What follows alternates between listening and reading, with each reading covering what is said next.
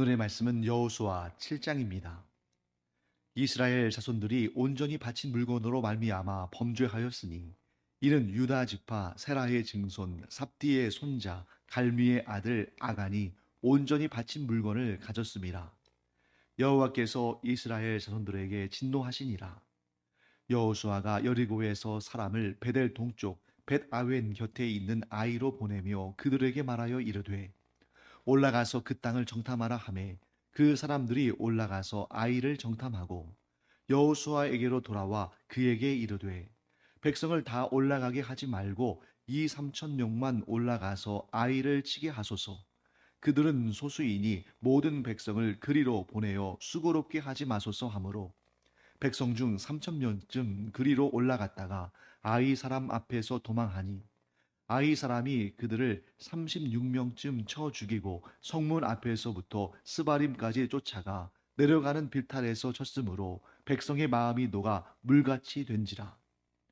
여호수아가 옷을 찢고 이스라엘 장로들과 함께 여호와의 궤 앞에서 땅에 엎드려 머리에 티끌을 뒤집어 쓰고 저물도록 있다가 이르되 슬프도소이다. 주 여호와여, 어찌하여 이 백성을 인도하여 요단을 건너게 하시고 우리를 아모리 사람의 손에 넘겨 멸망시키려 하셨나이까?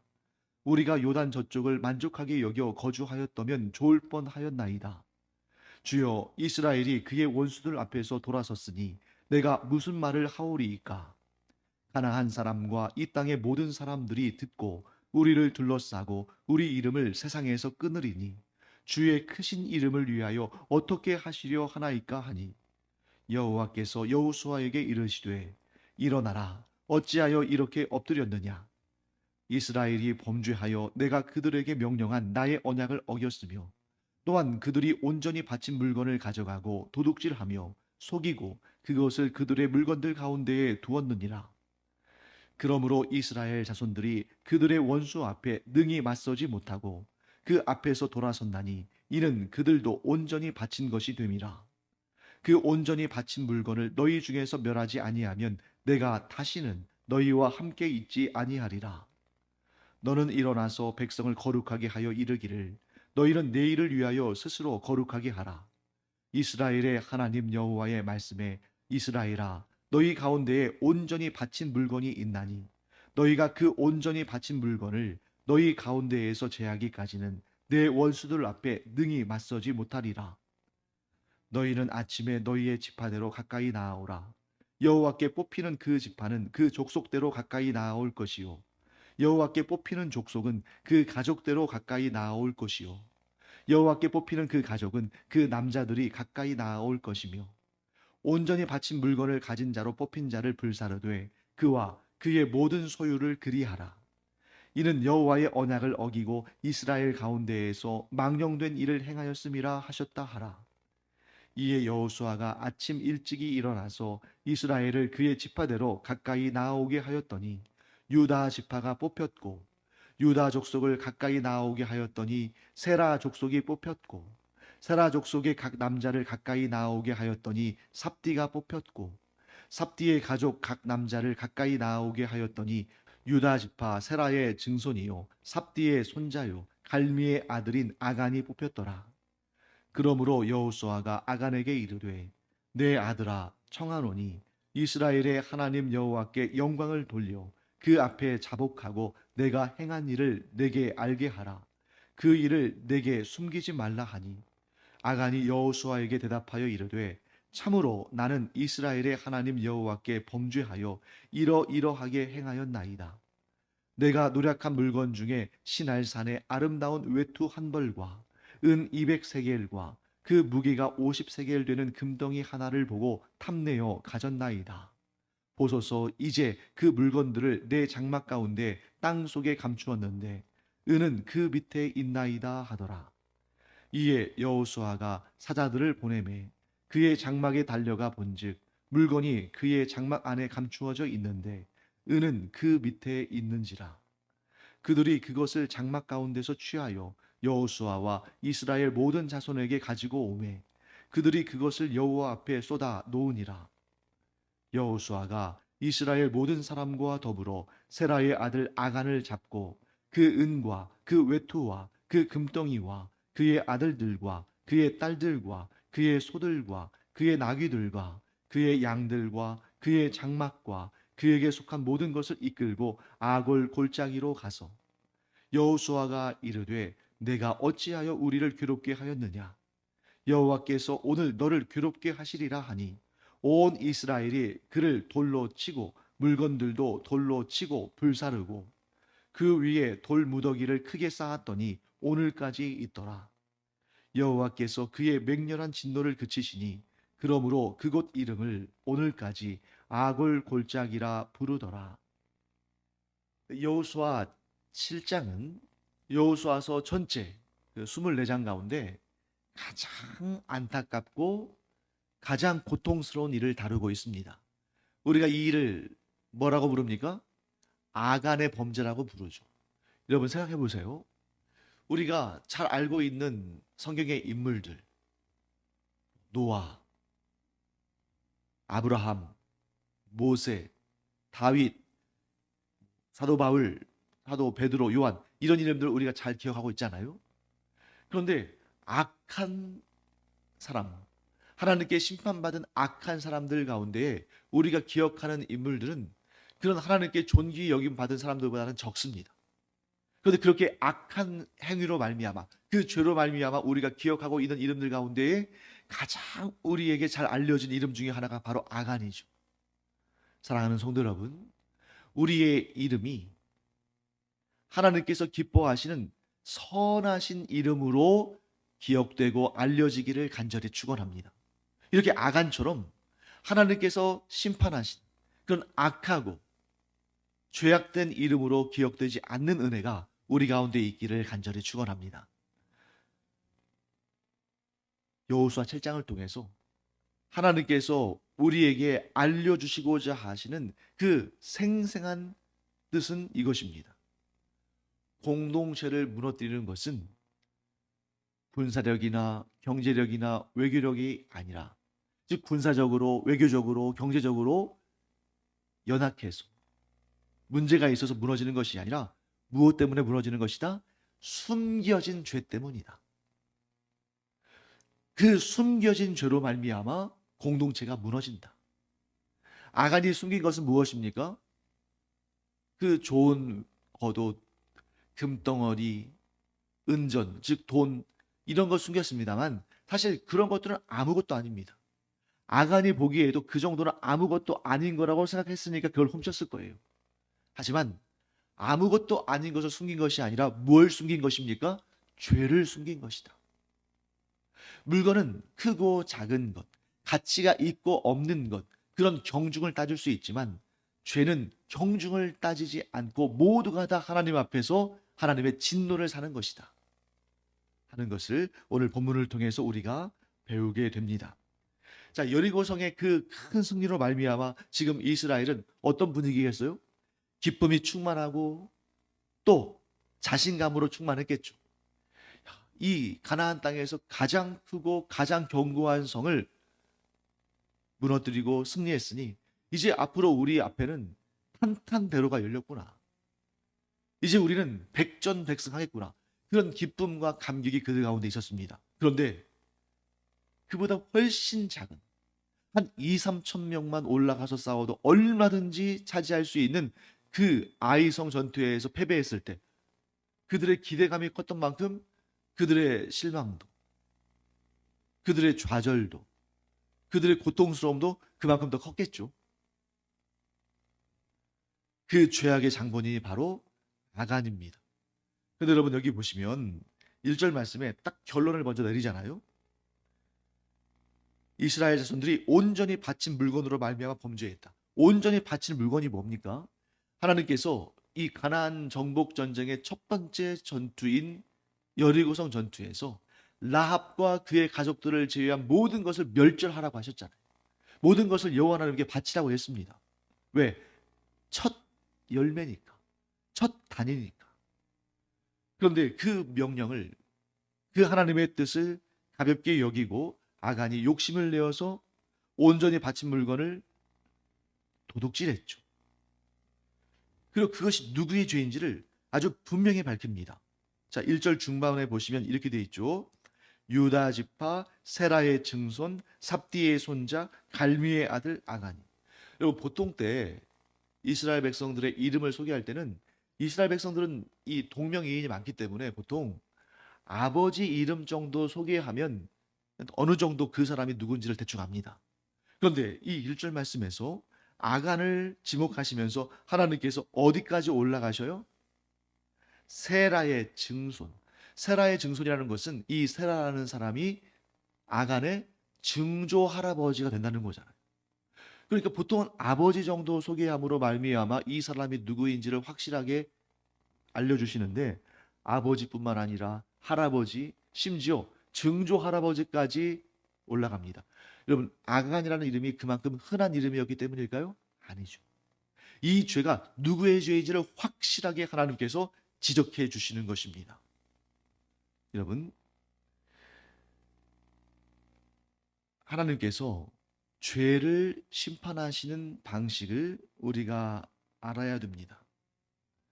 사회의 전반적인 상황이 의롭고 경건하면 하나님께서 그 의롭고 경건한 공동체의 악의 씨앗이 되는 그 한 사람 혹은 그 한 가정만 도려내셔요.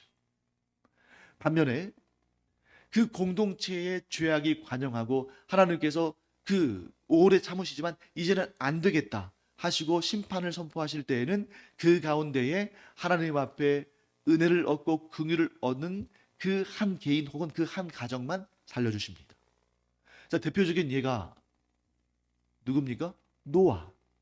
그 다음에 아브라함의 조카 롯. 그리고 얼마 전에 우리가 여리고성 전투에서 살펴봤던 기생 라합의 가정. 그들만 살려주시는 거예요. 그런데 오늘 이 본문에서 정말 안타까운 사건이 등장하지 않습니까? 아간의 범죄. 그런데 하나님의 뜻은 어디에 있습니까? 이스라엘 전체를 심판하시기를 원하십니까? 아니면 그 아간의 죄를 도려내기를 원하십니까? 아간의 죄만 도려내기를 원하시잖아요. 그러니까 여호수아를 부르셔서 이 심각한 문제에 대해서 너는 이렇게 이렇게 행하라 하고 답을 알려주시잖아요. 그것은 뭘 의미하냐면 이스라엘 전체가 죄에 오염된 것은 아니라는 것입니다. 이스라엘에게 아직 경건한 사람들이 많아요. 아니, 아간의 가정 정도를 제외하고는 지금 경건하게 하나님께 헌신된 자들이 많습니다. 하나님께 헌신된 자들이 많은 공동체를 하나님은 결코 망하게 하지 않으신다. 그렇기 때문에 하나님께서 이 아이성 전투의 패배라는 그런 안타까운 그러한 그 패배를 통해서도 이스라엘 전체를 구원하시고 이스라엘 전체를 복되게 하시는 거예요. 왜? 이 가나안 땅을 그들에게 주실 것을 하나님께서 결정하셨으니까. 2절부터 3절까지는 이 아이성 전투가 일어나기 이전의 상황을 설명하고 있습니다. 자, 어떻게 되어 있습니까? 2절 말씀 보실까요? 여호수아가 이제 여리고성을 차지한 다음에 또 사람들을, 정탐꾼들이죠, 그들을 베델 동쪽의 벳아웬 근처에 있는 작은 성 아이로 보냅니다. 그 땅을 정탐하라고 보내죠. 그 정탐꾼들이 그 땅을 보고 와서 여호수아에게 이렇게 보고합니다. 3절 말씀 볼까요? 이스라엘 백성들을 다 올라가게 하지 말고. 자, 이전에 여리고성 전투에서는 이스라엘 백성들이 총동원됐죠. 근데 이제는 그렇게 하지 말고 2, 3천 명만, 적은 수의 군사들만 보내서 아이를 치게 하소서. 왜냐하면 그들은 소수인데 그 작은 성, 그 작은 성을 칠 때 모든 백성이 올라가서 이 전력을 그렇게 낭비할 필요가 없습니다. 우리의 전쟁이 이번 한 번으로 끝나는 게 아니라 앞으로 이 가나안 땅을 전체를 차지해야 되는 그런 긴 여정인데 우리가 이 작은 성 하나를 치기 위해서 그렇게 에너지를 낭비할 필요는 없을 것 같습니다. 많은 분들이 이 본문을 해석하면서 이렇게 해석하는 경우들이 있습니다. 여호수아와 이스라엘 백성들이 여리고 성에서의 그 대승리에 취해서 아이성을 얕잡아 보고 교만한 마음으로 그 아이성을 너무 쉽게 보다가 큰 코 다쳤다. 그러므로 교만해서는 안 된다. 작은 성을 공략할 때에도 최선을 다해야 하듯이 우리가 작은 문제 하나에서도 최선을 다해야 된다. 결코 느슨해져서는 안 된다. 교만해져서는 안 된다. 이렇게 해석하기도 하는데 물론 그 의미 자체는 좋습니다만 잘못된 해석이죠. 왜요? 그런 해석을 그런 잘못된 해석을 하지 못하도록 아예 여호수아 7장 1절에서 이렇게 딱 못을 받고 시작합니다. 뭐라고 되어 있습니까? 지금 이 아이성에서의 실패, 그 전쟁의 처음에 그 패배는 무엇 때문이다? 아간이 범죄했기 때문이다. 여호와 하나님의 명령을 거스르고 온전히 바쳐야 할 물건 중에 일부를 숨겨두었기 때문에 생긴 문제다. 여러분 성경 어디에서도 여호수아와 이스라엘 백성들이 승리의 도취에서 교만해져서 방심하다가 그들이 아이성을 얕잡아 보다가 패배했다. 그런 말씀 나오지 않아요. 그것은 사람들이 그렇게 해석한 것이지만 그 해석 자체가 잘못된 것입니다. 아이성 패배의 원인은 오롯이 무엇 때문입니까? 아간의 죄 때문이다. 하나님께 성별되어진 것을 훔친 그 죄 때문이다. 그래서 여러분 우리가 이렇게 한번 이 본문을 통해서 이런 부분도 한번 짚어보기 바랍니다. 간혹 어떤 중요한 일이나 중요한 결정을 앞두고 우리 그리스도인들이 이런 착각을 할 때가 많아요. 현실적으로 문제를 보고 이성적으로 판단을 하고 그렇게 논리적으로 결정하는 것이 잘못된 거라고 생각할 때가 많다는 겁니다. 그리고 자꾸 뭘 추구하냐면 내가 기도를 하다가 하나님께서 아주 신비로운 방식으로 내게 답을 주시고 응답하시고 길을 열어주시고 그래야만 되는 걸로 생각해요. 마치 여기에서 여리고성 전투 승리 후에 여호수아와 그 백성들이 그 승리에 도취해 가지고 지나치게 현실적인 판단을 하고 하나님을 의지하지 않았다. 이렇게 과도하게 해석한다는 것입니다. 그것이 아니라 여호수아와 이스라엘 백성들이 어디에서 하나님을 의지하지 않고 하나님께 모든 것을 맡기지 않았다. 그런 내용 없잖아요. 그들은 지금 계속해서 겸비하며 하나님의 도우심과 인도하심을 하나님이 주시는 승리를 기대하고 간절히 간구합니다. 그렇기 때문에 아이성 전투에서 패배한 다음에 여호수아와 이스라엘 장로들의 반응을 보세요. 그들이 즉각적으로 어떻게 합니까? 하나님 앞에 엎드렸어요. 자, 이 패배가 무엇 때문에 생긴 패배인지 압니까? 모릅니까? 아직 모를 때예요. 아직 무엇 때문에 이 패배가 그들에게 이루어졌는지 알지 못합니다. 그럼에도 불구하고 그 패배 앞에서 그들은 바로 하나님 앞에 엎드렸어요. 이만큼 더 겸비하고 겸손하고 경건한 태도가 어디 있겠습니까? 그러니까 문제는 여호수아와 이스라엘 백성들에게 있었던 것이 아닌 거죠. 그런데 그들이 여호수아가 아이성 전투를 앞두고 아이성에 정탐꾼을 파송합니다. 그리고 정탐꾼이 뭐라고 보고합니까? 그 성은 작은 성이기 때문에 백성이 다 올라갈 필요 없이 한 2, 3천 명만 보냅시다. 그러니까 여호수아가 이스라엘의 최고 지도자로서 어떤 결정을 내립니까? 3천 명만 보냅니다. 자, 이 결정 잘못된 것입니까? 잘못되지 않은 것입니까? 잘못되지 않은 거예요. 왜? 여호수아가 여전히 하나님을 의지하고 하나님 앞에 겸비하고 있으니까.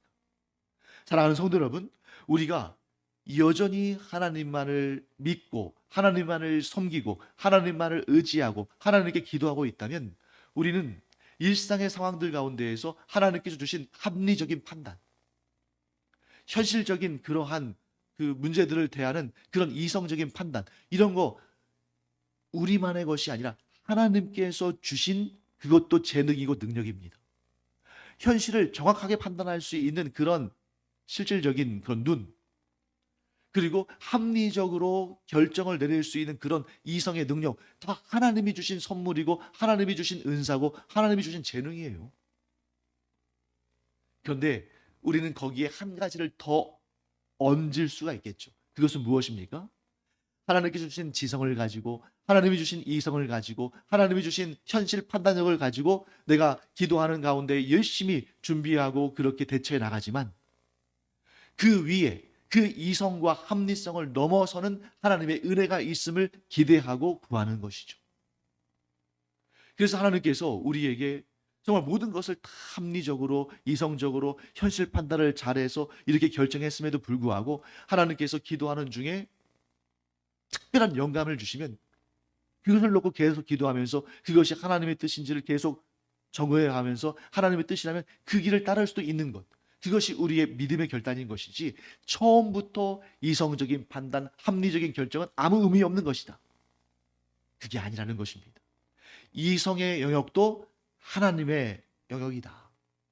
합리적인 판단도 하나님이 주시는 지혜를 통해서 행하는 것이다. 그런 차원에서 볼 때 작은 성 아이를 치기 위해서 백성을 다 올려보내지 않고 한 3천 명 정도만 올려보낸 여호수아의 판단은 틀린 것이 아니었다.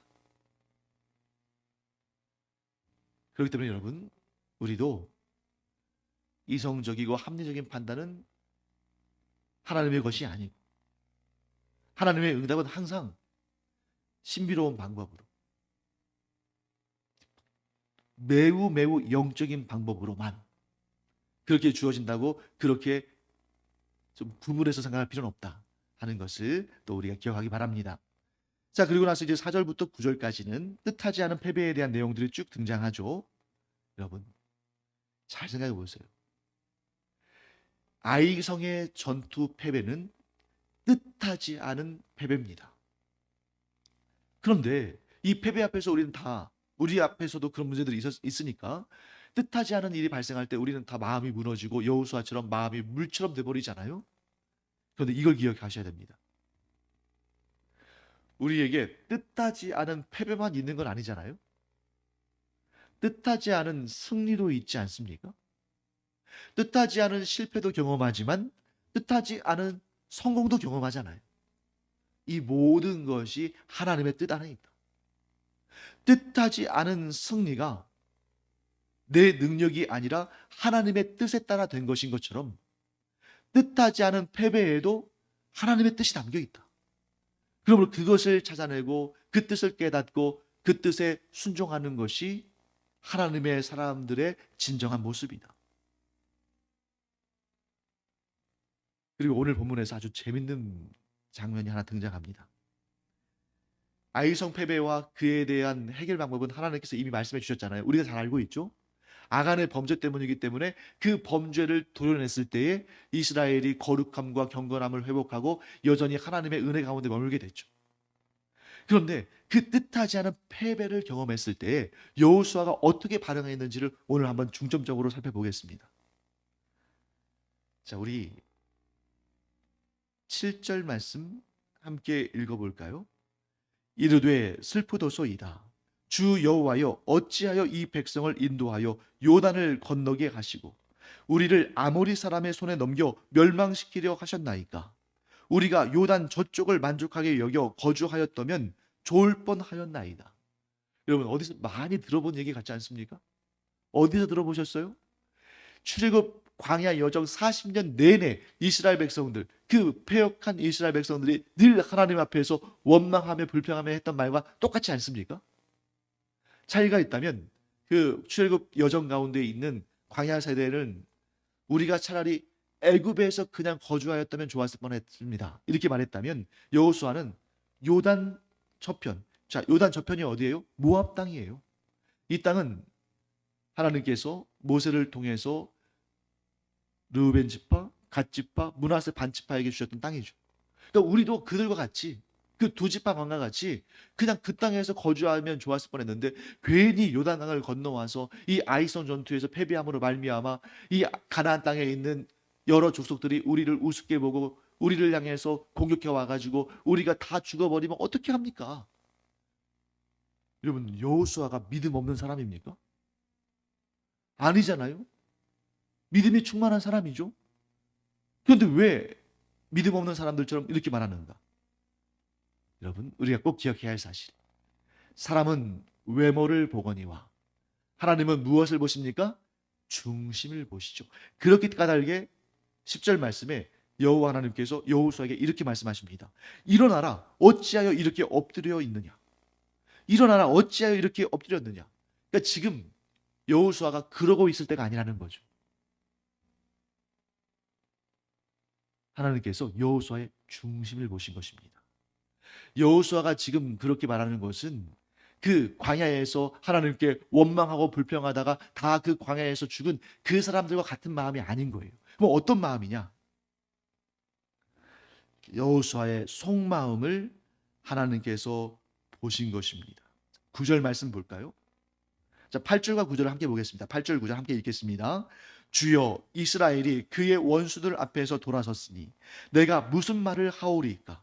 가나안 사람과 이 땅의 모든 사람들이 듣고 우리를 둘러싸고 우리 이름을 세상에서 끊으리니 주의 크신 이름을 위하여 어떻게 하시려 하나이까? 여호수아는 지금 이스라엘 백성들이 그 가나안 땅의 수많은 족속들에게 패배하고 그들의 생명이 끊어지고 이런 것도 걱정하지만, 그래도 최종적인 여호수아의 걱정거리, 최종적인 여호수아의 근심거리는 그것이 아니라 무엇입니까? 이 일로 인해서 주님의 그 크신 이름이 모욕을 당하고 조롱을 당하고 웃음거리가 되는 것, 그걸 어떻게 제가 견뎌낼 수 있겠습니까? 하고 하는 말입니다.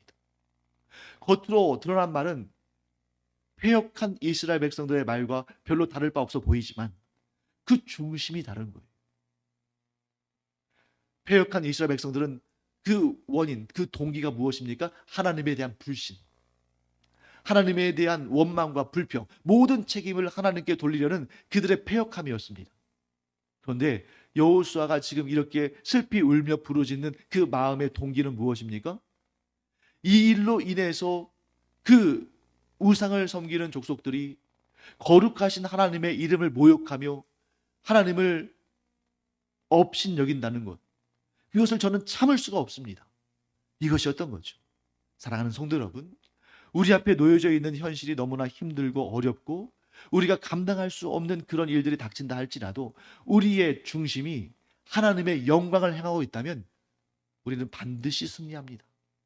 하나님께서 그 상황을 바로 역전시키십니다. 그리고 중요한 것은 무엇입니까? 우리의 중심이 어떠한 상황과 환경 가운데서도 하나님만을 향하는 것, 하나님의 영광을 위해서 우리의 삶을 살아내는 것, 그런 자는 반드시 하나님께서 구원하시고 그를 통해 하나님의 위대한 역사를 이루신다. 이 사실을 꼭 기억하고 어떤 상황에서도 하나님을 찬양하며 경배하며 예배하며 하나님을 의지하며 하나님께 기도하기를 쉬지 않는 그런 우리가 되기를 간절히 축원합니다. 기도하겠습니다. 하나님 감사합니다. 여호수아서를 통해서 저희에게 너무나도 중요한 말씀을 주시니 감사드립니다. 우리 앞에 놓여져 있는 상황이 아무리 힘들고 우리가 아무리 작고 연약해 보인다 할지라도, 세상이 강하고 하나님을 모욕하는 자들의 세력이 점점 커진다 할지라도 저희의 중심은 온전히 하나님만 향하게 하여 주시옵시고 하나님만 섬기며 하나님만 찬양하며 하나님만 의지하며 하나님께만 기도하면서 하나님의 놀라운 구원을 보는 역사를 허락하여 주시옵소서. 우리의 중심이 바로 서면 그 누구도 우리를 무너뜨릴 수 없을 줄 믿습니다. 그러므로 끝까지 하나님만을 향하는 저희들 되게 하여 주시옵소서. 감사드리며 예수님의 이름으로 축복하며 기도합니다. 아멘.